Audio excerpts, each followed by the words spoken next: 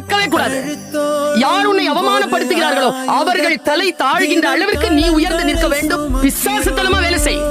தேவதையாக எல்லாவற்றையும் அனுபவிக்கலாம். ஏதேனும் அவமானம் உங்களுக்கு நேர்ந்தால் அங்க வந்து நீங்க அதை லேடரா மாத்துங்க. அங்கிருந்து ஏறணும். நீங்க எவன் நம்மள கொல்லணும்னு சுத்துறானோ அவனுக்கு முன்னால சாக கூடாது. பாரு, சாகலாம், எல்லாரும் சாகலாம். ஆனா எவன் நம்மள கொல்லணும்னு சுத்துறானோ அவன் முன்னால சாகக்கூடாது. நாளை பாத்துக்கலாம், நாளை எப்படி பாத்துக்கலாம், உயிரோட இருக்கணும்ல.